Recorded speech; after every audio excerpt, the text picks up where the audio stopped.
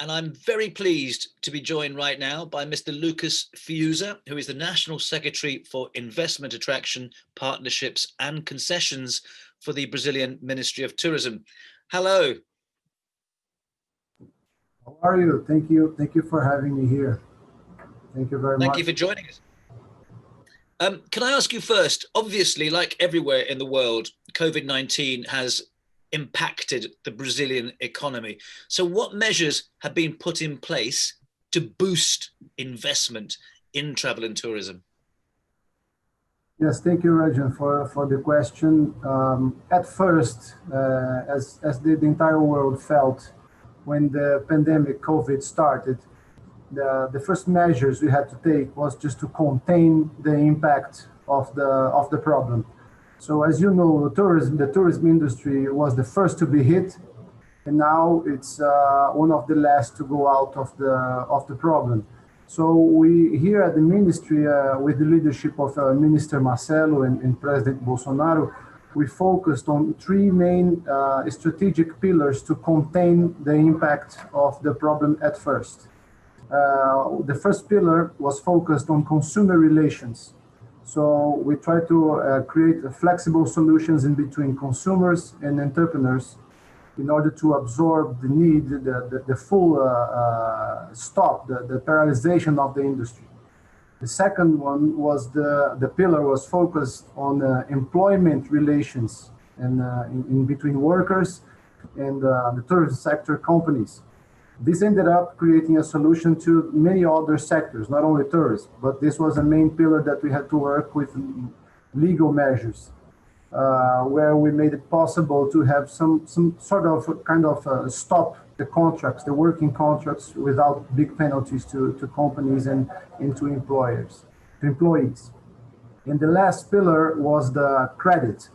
We managed to create specific emergency credit lines specific for tourism. Minister Marcelo and President Bolsonaro, they managed to offer in history the major credit line for tourism in Brazil in history.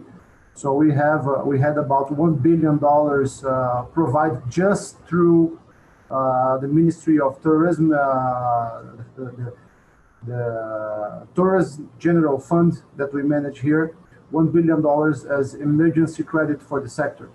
But even not only with the ministry, we had other credits from public banks that we reached over 10 billion reais in credit for tourism. So these were the three main pillars to contain the impact of the pandemic. And it worked very well. This is an investment conference we're having here. So in terms of investment, is Brazil looking for outside foreign income, foreign investment in next year? Are you thinking about this right now? Oh, absolutely. This is our main focus here. Before the pandemic, we were going very well. We are in investment attraction, and we based our actions here on making the business environment better, reducing the red tape, trying to create extreme legal safety in all areas that you can work with tourism. So we're really focused on the business environment, legal safety, and a few infrastructure measures that are ongoing, along with credit, with a regular credit line for investors. So we're going very well. Tourism grew double the rate of the country economy in 2019. So we were going very, very well. The pandemic hit us very bad in the entire world, but it just postponed a little bit. But right now, the numbers are already becoming positive again. We are having the sales for the end of the year holidays are almost as they were last year. Actually, several destinations are already sold out. This has been very, very positive. So actually, we're checking right now this phenomenon that people kind of got traumatized of being confined, and now at the first green light from authorities, they're all rushing up to the destinations we have. So, as a matter of fact, to investors, it's we were selling the narrative, which is the truth, that we are the largest tourism market reserve on the planet. And right now we have also a very favorable currency exchange rate situation for foreigner investors. So right now we are even more interested in international investors because it's a very, very good deal for them because of the currency rate and the market opening. When you talk about the rise in investment, is that also partly down to domestic tourism rising? Yes, yes, absolutely. Our domestic market has always been the major one, the base, the sustained base for tourism here. And we are expecting to increase about 40 million people in this market in the next few years because we're doing the most aggressive concession program for infrastructure with airports, railroads, roads.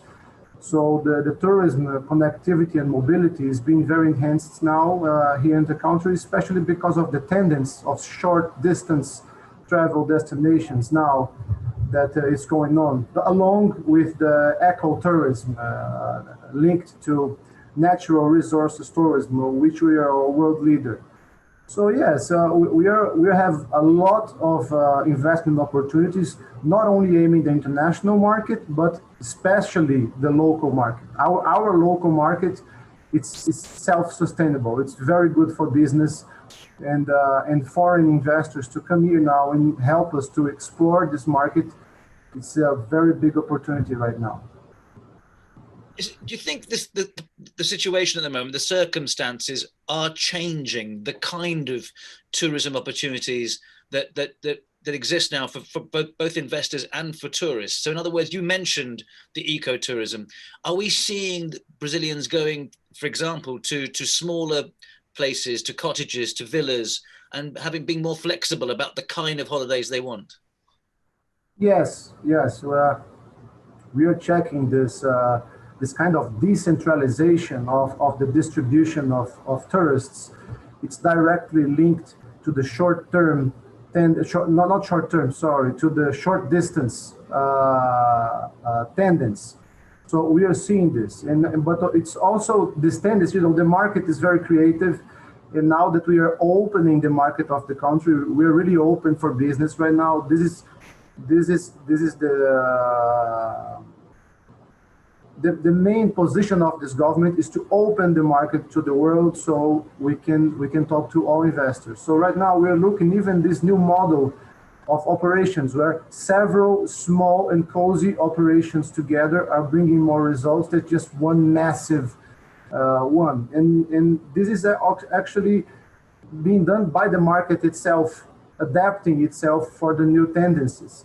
And it is good for us because since we have this clean road ahead, being the major tourist market reserve on the planet, we are seeing all these new tendencies being developed here naturally.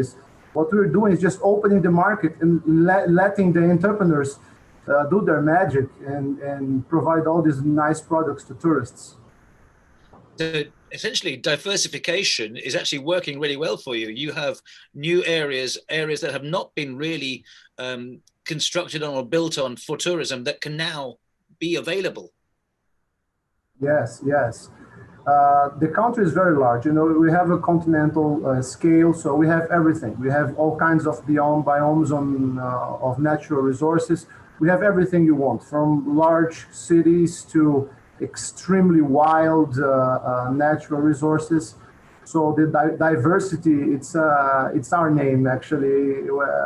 We have everything, and we are working on this through this market opening, the decentralization of development of tourism activity, and we are observing right now very, very good results and comeback from the private sector. Even now, after the peak of the pandemic and everything is reopening now, everything is going back on track, and we are seeing the confidence of entrepreneurs and investors in literally hitting the gas much faster than we expected.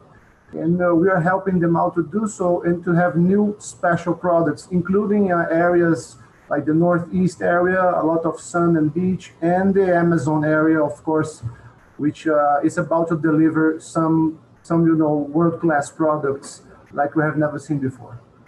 And just lastly, to reassure tourists your health and hygiene and safety measures are all world class. They are all perfect. Tourists have nothing to worry about now in the future when it comes to those things.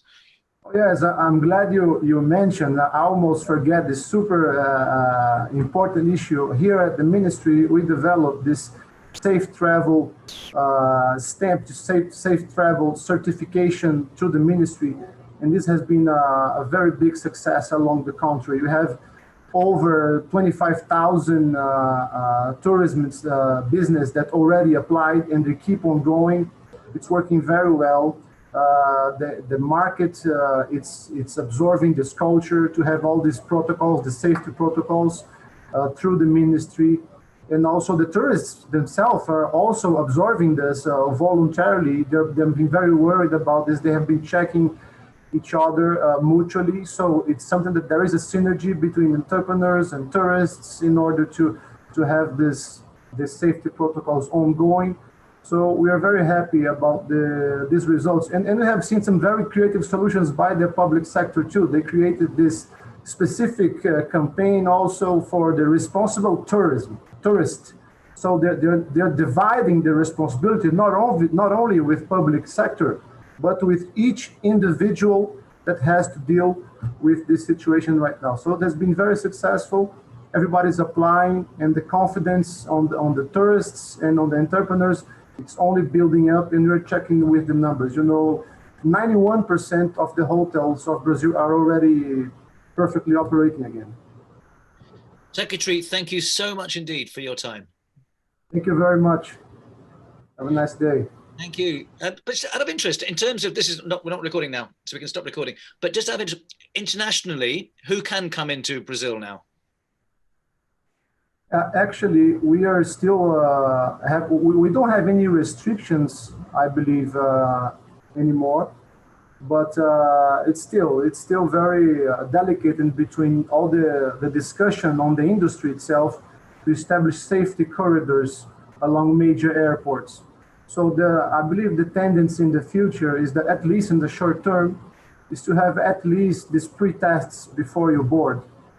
But right now, I mean, I don't know if something has changed recently, because we also have to respect some governors and mayors' decisions around.